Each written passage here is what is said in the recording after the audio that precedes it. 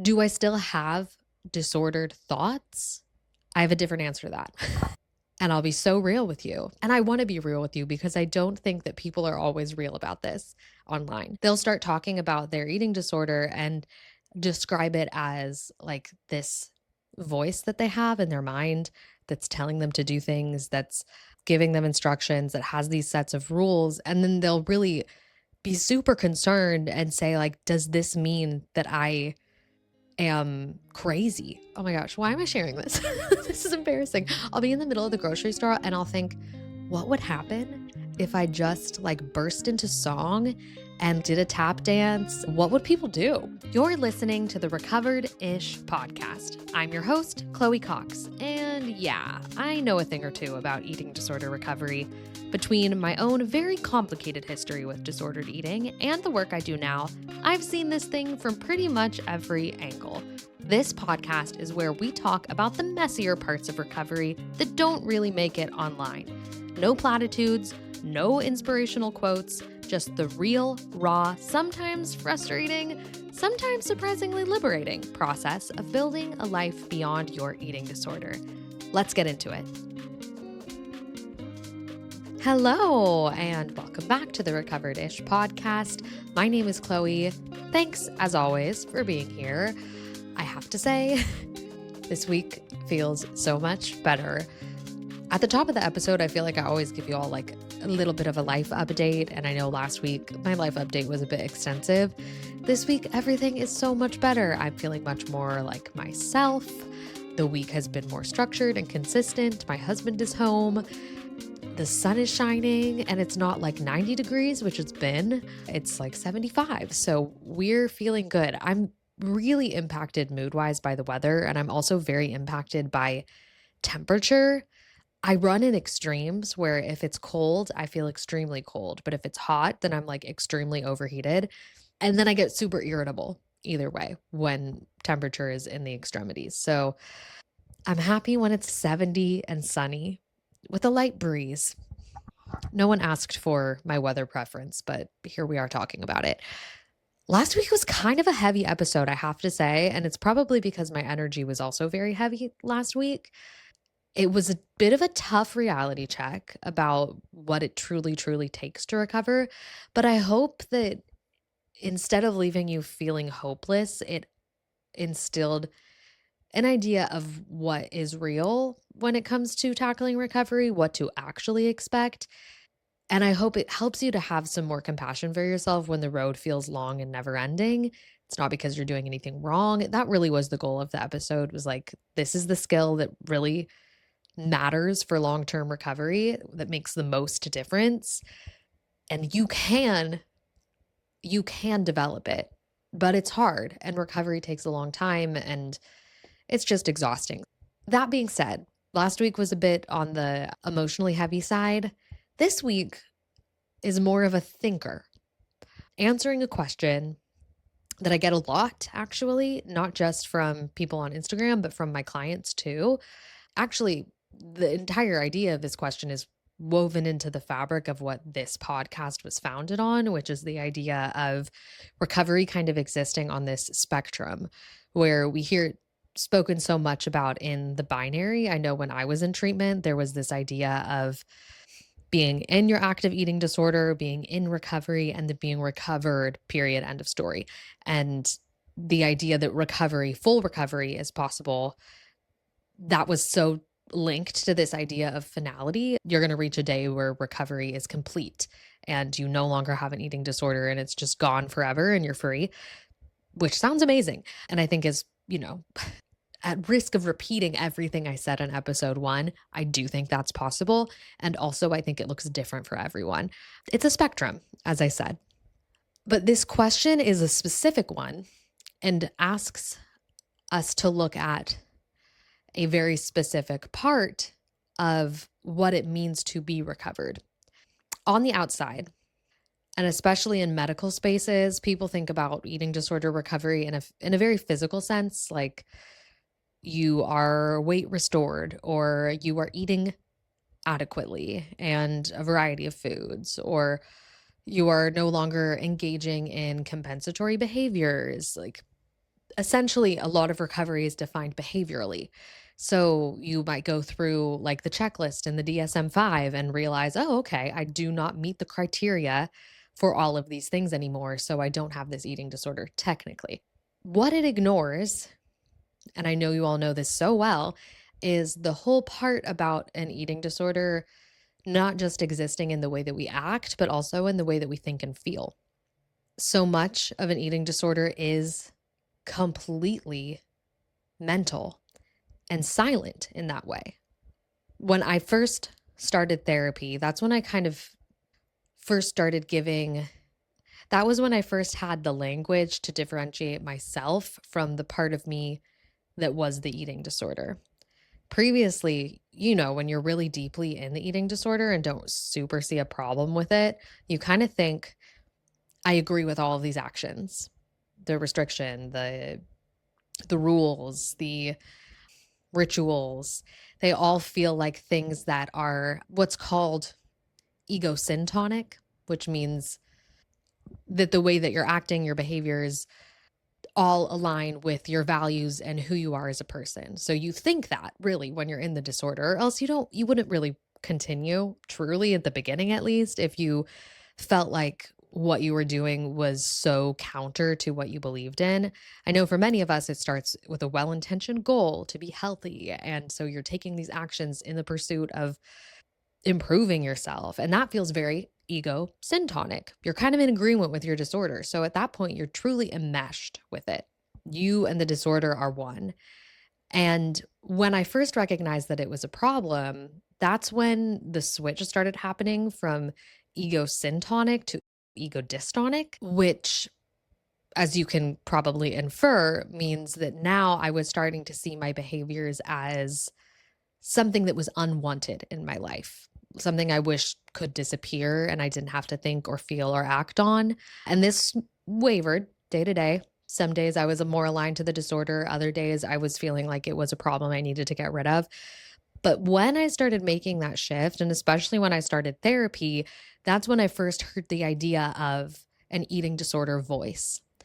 And I'll have clients come to me in session and they'll say, they'll start talking about their eating disorder and describe it as like this voice that they have in their mind that's telling them to do things, that's giving them instructions, that has these sets of rules. And then they'll really be super concerned and say, like, does this mean that I am crazy? And that's kind of the term that they'll use. Does this mean that I have psychosis? And I get why you might feel that way at first, because sometimes it kind of does present itself that way, where it feels like there is this nagging internal voice that will not shut up and is ruling my life and is telling me to do things. Now, again, that kind of exists on a spectrum too, where it can get to the point where it feels veering along the lines of something that might be a different clinical issue. But for most of us, not all, but most that are in an eating disorder, we will have a part of us that speaks up and feels like a separate voice. And sometimes we don't hear that at first, right? We assume that it's our own voice, our own agenda, our own thoughts and feelings. But when I started therapy and started disentangling myself from the disorder, it was so helpful for me to label those thoughts and that thought cycle as the eating disorder, as the eating disorder voice. So if you are newer in the recovery space, and you're hearing people talk online about like, oh, my eating disorder said this, or my eating disorder voice this and that, or my eating disorder voice is really loud today. And you're like, what the heck is that? Like, what are you talking about? It's kind of just a way to conceptualize the ways that the eating disorder influences our thoughts, our emotions, and behaviors in ways that are automatic. And when you're trying to recover, really unwanted. I found that so helpful to be able to say, all right, when these thoughts start coming up, boom, I can at least point my finger and say that's the eating disorder. And even if I'm not able to change it quite yet, I at least know that that's what it is. And positioning myself as separate from the disorder put me in a position that felt a little bit more powerful, like I had a bit more agency to do something different. So, all this is to say, the concept of an eating disorder voice is one that I think many of us identify with, that there's this other part of us that we sometimes agree with, we sometimes don't, that holds a great degree of power over our thoughts. But when we really get into the thick of recovery, we are trying our best to get that voice to be quiet and go away and stop having so much power over our thoughts, emotions, and behaviors. That ramble is all to explain the question that I always receive, which is, will my eating disorder voice ever go away? Or does the eating disorder voice ever stop or disappear? I also get the question, do you still have an eating disorder voice? And I'll be answering all these questions today. First, I want to pause and say, when this question comes up, it's usually from one of my clients that is so in the thick of fighting this voice, where the voice is so incessant, it's all the time, it's all consuming, and the battle feels like it's happening 24/7, where the voice is giving those instructions. The eating disorder has very strong opinions. It essentially rules your life at that point. And so usually this question is coming from a place of desperation of like, does this eating disorder voice ever stop? And I think the real question underneath that, the emotion that's driving it, is a sense of, will I always have to fight this hard? Will my relationship with food and body always feel this loaded and this charged? At later stages of recovery, when I hear this question from clients, it's more of a sense of the voice has gotten quieter, but is this always just going to exist in the background of my life?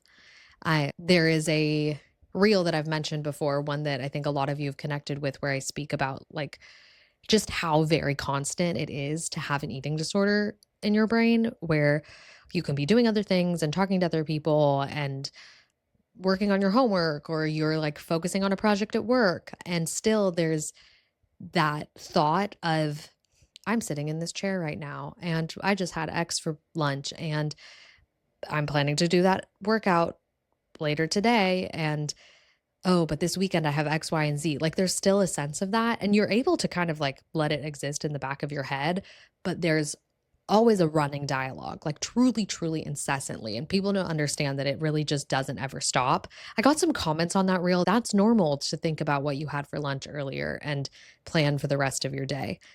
Yeah, to have one of those thoughts, but not for that to be the thought literally all the time. Not to be thinking about your body literally all the time. That is not a normal thing. That is, you have an eating disorder taking up space in your brain. Anyways, this question tends to bring up, is that thing always going to be there? Is that always going to be just like the soundtrack of my existence?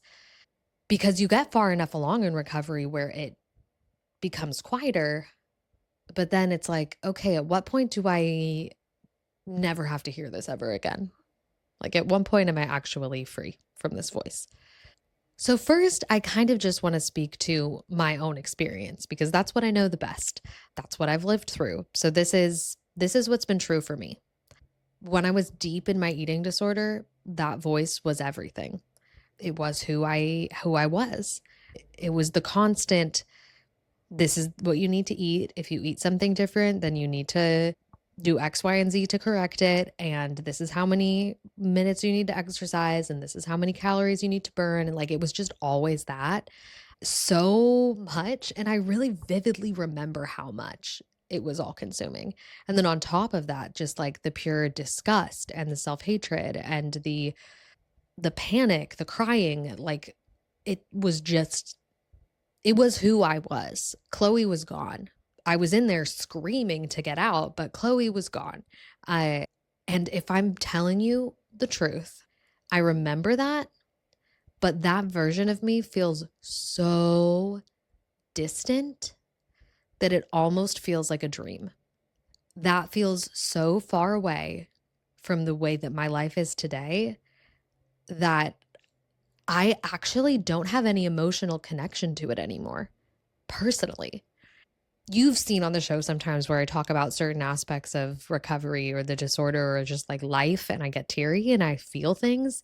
When I think about myself in the depths of the disorder and the way that that voice was so loud, it almost feels like it was happening to somebody else because my life looks so not that way. And my internal world is so not that way anymore.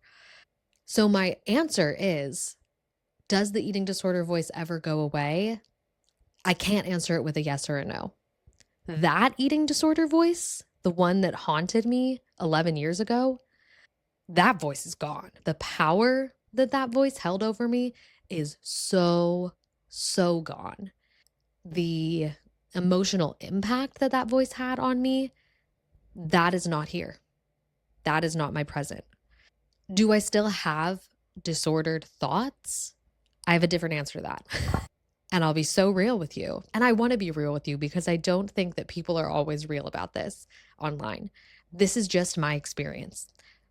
But I do still have disordered thoughts. Not every day, not incessantly, not all the time. And this is the important part that I really want you to hear, not in a way that holds power over my life at all. Not in a way that ruins my day or changes the way that I eat or changes my plans. Just in the sense that sometimes you think things you wish you didn't think. This is what I can compare it to. I have what I wouldn't call intrusive thoughts because they're not threatening or scary or violent. They're impulsive thoughts. Let's put it that way. Where sometimes I will think things like, I'll be in the middle of the grocery store. Oh my gosh, why am I sharing this? This is embarrassing. I'll be in the middle of the grocery store and I'll think, what would happen if I just like burst into song and did a tap dance? What would people do? And I used to have those thoughts in school too. I would think like, what if I just in the middle of my math class stood on this table right now and like shouted something absurd? And I wouldn't do those things. I would just like ponder them. It would just pop into my brain, be like, that would be so, so wild if I did that. I'm not going to do that, but it would be wild. On a more serious note, I was dating this guy back in grad school. This was actually a couple months before I met my husband, but I was dating this dude. I really liked him and he was super cool and he was super rich and I thought he was all that. And we like started off really strong and then he stopped responding to my text messages as much. And it just really pissed me off because he would tell me things like, this is such a digression. He would just tell me all the things I want to hear, and then I wouldn't hear from him for 5 days. I knew the code to his house. And so I had this little plan in my brain. He was renting this place as an impermanent home. His company was paying for it. And none of the furniture was his, but there were all these vases everywhere. And I had this thought that, you know what? I'm going to go into his home and smash all of these vases because this dude is not treating me right. I did not do that. But it was just a thought that came through my mind and I didn't really want to, so I didn't do it. I was feeling something and a thought popped in my brain. And so you're like, how does this have anything to do with eating disorder recovery? I promise it relates. Those types of thoughts, that's the same way I feel about when I have an eating disorder thought in my day to day. The same way that I like was feeling a feeling about this dude and then wanted to smash all of his vases, but there's no freaking way I was ever going to do that. It just popped into my mind automatically. That's kind of the way that these thoughts present now. I'll be like going through my day. Maybe I'll have a tough moment. And this happens because I'm very hard on myself, where like I will maybe leave a session and feel like, dang, I did not do the clinical work that I really wanted to do. And I feel really bad. And then it's like, I really don't want to eat my lunch right now. A feeling. It never gets further than that. It's like, oh, I wish I didn't have to eat my lunch right now. Whatever. Walk into the fridge, like, gonna eat my lunch because I am hungry. That's it. It does not go further than that. It's just like, meh. And I'm like, why are you telling me that? You're ridiculous. This will happen not very often at all. But when it comes up, it's like zero distress. I know that I'm just feeling an emotion. I don't even really have to process it. It's just like, It's irrelevant. I'm going to eat my lunch. It's irrelevant. It doesn't bother me. So, my answer to the question with these examples would be, did my eating disorder voice go away? Yes, in the sense that it holds literally no power over me at all anymore. It is not menacing. It is not controlling. It's kind of just ridiculous at this point when it comes up. In the same way that it would be ridiculous for me to sing in the middle of the grocery store, and the same way that it would be ridiculous for me to go and smash up that guy's house. Things that would never happen, like things I'd never do. It's on that list. It's like, crazy brain. Moving on. How I got to that point, because it is a slippery slope as well. As you all know, I was at a point a couple of years ago where I was close to a relapse. And I think if you haven't heard that episode yet, the whole episode's on relapse. I think it was episode 4 or 5 or something like that. The reason that happened was not because my eating disorder voice is constantly active. That happened because the emotions I was experiencing at that time, I was not equipped to handle. I did not arm myself with the right support. I was in a uniquely vulnerable position where my body had changed postpartum, and that was uncomfortable. I was amidst like a major trauma. So when I had the thoughts, like the eating disorder thoughts that come up that are unwanted and ridiculous, it's like it snuck in at the right time, plus a couple other factors of like being exposed to my weight, etc. So many other triggers had to happen for me to hear that voice again and even consider listening to it. So in the spirit of recovery being a spectrum, that's where I land here, is the voice as it once was gone.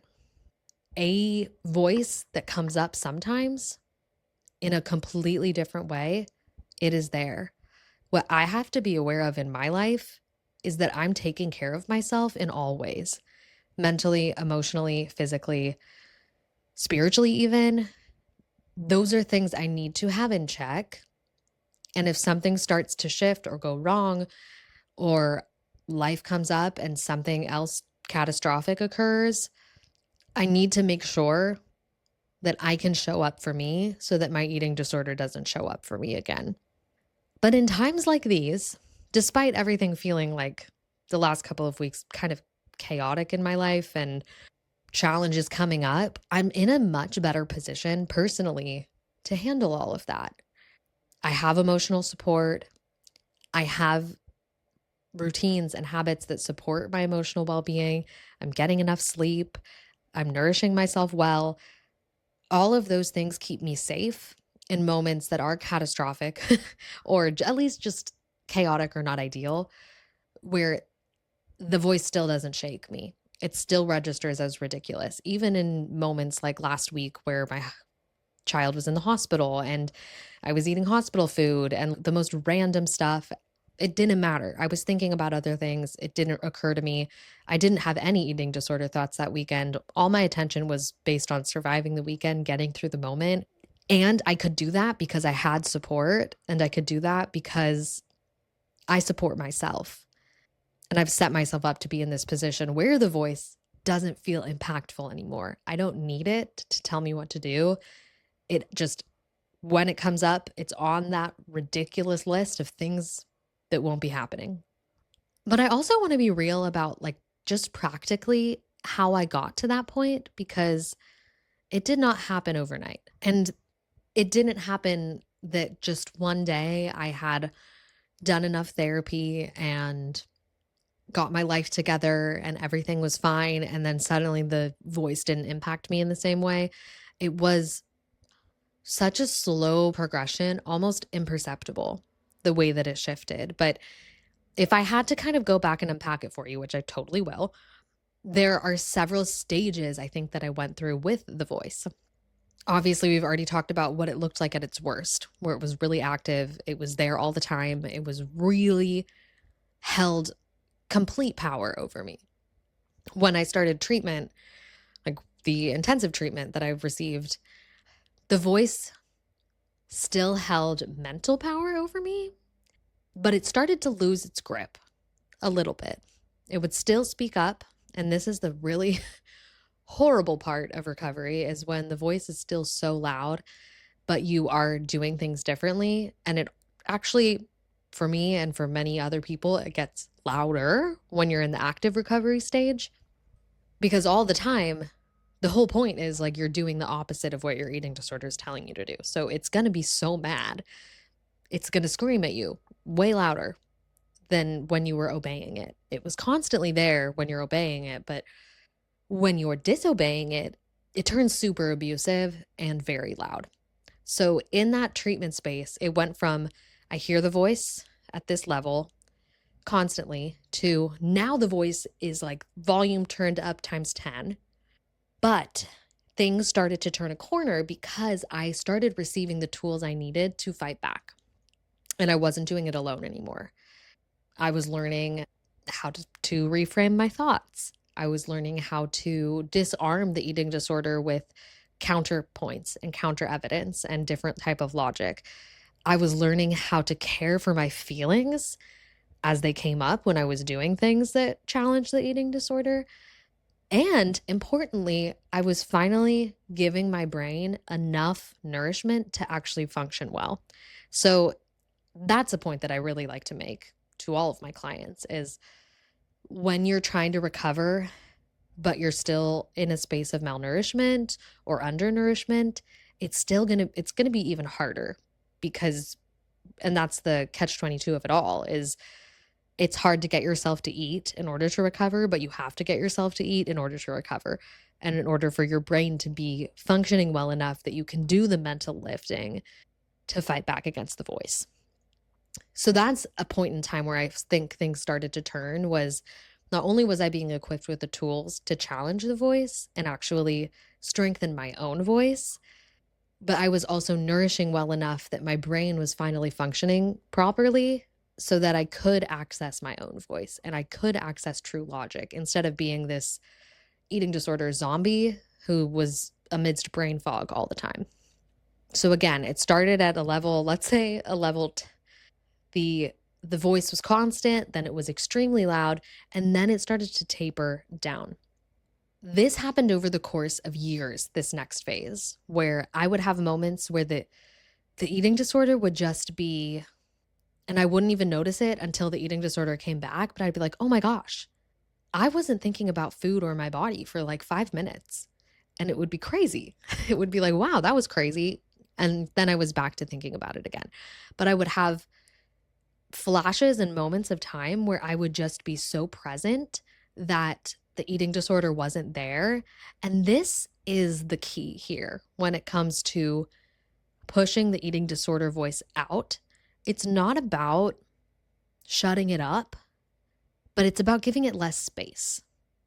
I don't know if you've ever tried to push a beach ball underneath water.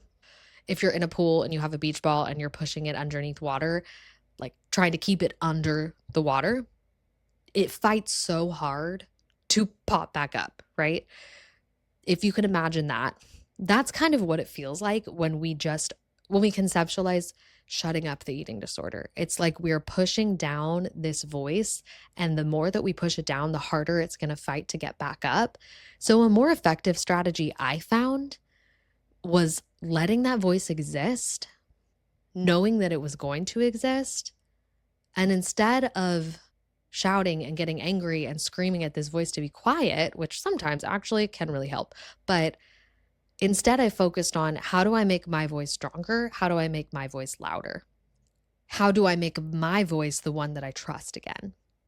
And that's what edges the eating disorder voice out of your life, is when you feel more confident in trusting yourself, when you know yourself, when you know what you value, not what the eating disorder values, and you can return to that again and again and again. That's what actually creates change and what turns that voice from center stage to background vocals. And I think I really discovered that in those moments where I was living my life again. And a couple weeks ago, we looked back at my old journals, and I've been doing that even more since the episode, just obviously off the podcast. And I would read through pages, and some would be like, when I was, post treatment, I would be talking about like, oh my gosh, it was a horrible day. Like, I feel so bad about myself, so bad about my body. I can't believe I ate X, Y, and Z. It was awful. And then the next day, it would be a journal entry about how, like, I just got a new job and it was so cool to meet all the people at the store. And then I would be writing about like enrolling in classes for school and how I felt so aligned and so purposeful. And then the next page would be what a rough day. But I noticed it stopped being just about the eating disorder. I started writing more and more about meeting new people and discovering new parts of me. And I was really in this phase of time of like, what am I going to do with my life? Who do I want to be? And sometimes it was really hard to think about, and there were tears and it was existential. And then other moments there was clarity. And what I appreciated seeing in the progression of those pages was my life had been diversified to such a point that the eating disorder wasn't the only thing taking up my time, my energy, my brain space. I was inspired by other things. So when my eating disorder voice would come up and would say, you gained weight, you look horrible, you shouldn't have eaten that, I could say, yeah, that sucks. And I don't like the way that I look. And I would actually write this. And it's a slippery slope to listen to you. And I would write like, yeah, this is a hard day. This is a tough day. But tomorrow I have to get up and go to school. And I'm so excited to turn in my essay. I would write that because I was really into school at that time. All of this is to demonstrate that over the course of years, there were moments of freedom, moments of it getting quieter, then moments that it was loud. But the thing that really pushed the needle forward and made the difference for me was working on my identity and discovering who I was outside of the disorder and making that voice the voice that guides my life. Okay, so to the question, does the eating disorder voice ever go away? That's my personal answer. Yes and no. Does the eating disorder voice have to rule your life forever? Absolutely not. Absolutely not. Does the eating disorder voice have to be distressing forever? No. Mine is ridiculous at this point. Yeah, sometimes I have a bad body image day, but like, who doesn't? We live in 2026. The landscape of body trends are crazy, but it's not what it was. So no, the eating disorder voice does not have to hold power. It does not have to cause distress, and it won't eventually if you keep going. And I'll also say I have met people that say they don't have an eating disorder voice anymore. And like, they don't even have thoughts. And I still hold hope that maybe someday that will be true for me. I'm only 11 years into this. I'm 30 years old, almost 31. I've got hopefully a lot more life to live. And I'm optimistic that someday those automatic thoughts won't pop in, however ridiculous they might be at this point. So for me personally, I know that it's still there sometimes, but not in a bothersome way. But for some people, it's not there. And that's cool too. But the thing that I want you to take home is the question of, will it ever go away? The fact that it might not fully ever go away should not be something that holds you back from trying recovery. Because like I said, even though I have some thoughts come up every now and again, I don't even recognize the version of me that was in that disorder. I have no emotional connection. It feels like it wasn't even me. That's how far removed I am from the version of me that had an eating disorder voice that ruled her life. That I know is possible because that's where I am. I've lived through it. And I've seen that happen for so many of my clients. And for some of my clients, not too terribly far after they've started recovery, do they get to a point where the voice is less impactful. So we have to be really careful And that's why I advocate for recovery being a spectrum. We have to be so careful about this idea of black or white. If I can't fully recover, why even try? That is something I used to think, but it's so limiting. Just because you won't be 100% eating disorder thought free, just because you can't promise yourself that you'll never have the thought of, I don't love my body today, you're going to you're going to give up the potential freedom that comes from being even recovered-ish. I I'm really happy in my life. I am really grateful for my recovery. And I am so, so glad that I did the hard things to get to where I am now. Because even if your life can be 20% better than it is right now, 50% better than it is right now, that is so worth it compared to the 100% hell that is living with an eating disorder. Be careful of those black and whites. That can be a tactic of the eating disorder. So if you can ground yourself in the idea that the goal maybe isn't to stop having an eating disorder voice entirely, and maybe the goal is to stop having it rule your life, to stop giving it authority. That is what creates real freedom, real change, and honestly gives you the space to have actual control over your life, to decide for yourself what's important to you. And that is where recovery actually starts feeling good. And I know last week we talked a lot about how long recovery feels bad, and that's true, but it does get to a point where it feels good. It does. And that's the space, is when the voice has less authority and your voice has more.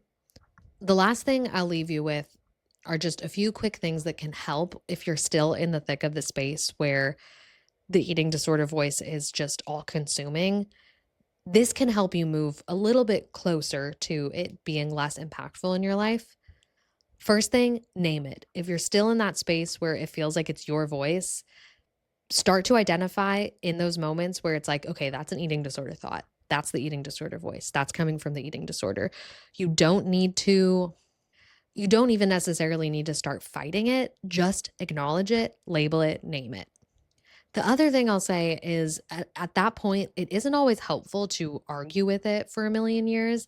I think sometimes it is helpful to challenge it and give different logic back. But if you can't even think of an alternative thought yet, of like your eating disorder tells you that you've gained too much weight and you're like, yeah, I have, like, and it would feel really inauthentic to say like, no, this is the weight my body is supposed to be at, and I'm glad about it. If that feels like totally out of the realm of what's true for you, it's sometimes not really that productive to argue with it.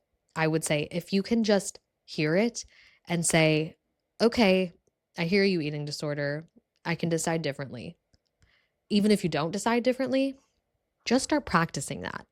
You hear the eating disorder, acknowledge that you might have a different opinion. Even if you don't know what that opinion is yet, just give yourself the space to have that different opinion. When you hear the eating disorder thought, notice what feeling comes up. Is it fear? Is it panic? Is it anxiety? Is it sadness? Figure out what that feeling is. And instead of obeying the direction, can you attend to that feeling? Not eliminate the feeling, attend to it. If you're scared, what do you need to feel safe that's not eating disordered? If you are sad, what do you need to feel comfort? Again, not the eating disorder behavior, something else. Ask yourself what you need instead of jumping straight to the feeling that tends to just eliminate or avoid the emotion. If all else fails, and I may have mentioned this in another episode, something I used to do when my thoughts were extremely, extremely loud and I just couldn't get them to stop is I would just start saying noise, noise, noise, noise, noise, noise, noise out loud, which sounds, a little cuckoo, but it helped because the noise was so loud in my brain. And I just had to label it that that's all it is. It's just noise. So if you can just say out loud, noise, noise, noise. I know it sounds a little bonkers, but it really does help if all else fails. And you're like, I can't just let it run through my brain without attaching to it. I can't position myself against it yet. Can you at least just say out loud, this is freaking noise and that's all that it is? And just See if that helps to at least drown it out a little bit. If you're in the thick of it, that's where I would start. If I was your coach or your therapist, that's what I would tell you. So, does the eating disorder voice ever really go away? For most people in recovery, it gets so much quieter. It fades into the background of your life so much so that it's almost imperceptible. It doesn't have to be everything to you anymore. It doesn't have to carry power over you anymore. So the answer could be yes, it does go away. Does it mean you're not recovered if you still have an eating disorder thought? No, it does not mean that. In the same way that we have thoughts that we don't want to have all the time, having an eating disorder thought says nothing of your recovery. For so many of us, it's so much quieter. And the really important thing is it stops feeling like it's a constant battle in your life. The most important thing is in recovery, you absolutely change your relationship to that eating disorder voice. That's what makes the difference. You stop listening to it. And the more that you don't listen to something, the less it tries to be heard. It learns that part of you starts to learn it's no use anyways. If she's not going to listen, why do I keep yelling at her to do this thing? Eventually, that's what that neural pathway of yours learns, and it ceases to function in the same way.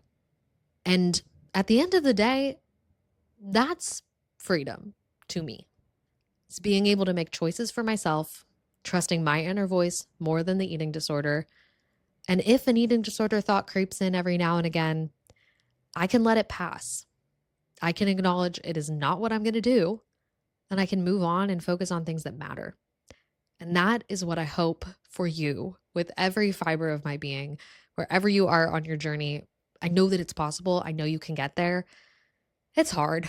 It's so hard, but don't give up hope around it. Okay.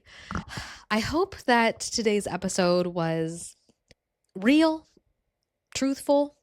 It's a nuanced conversation, and not everybody's going to have the same answer, and people might not like this answer either. And that's okay. If you have different thoughts, I'd love to hear it. I'm always open to feedback and different opinions. We all have different experiences of this, so would love to hear yours. But if you enjoyed today's episode, I would so appreciate a 5-star review on Spotify or Apple Podcasts. Subscribe if you're on YouTube.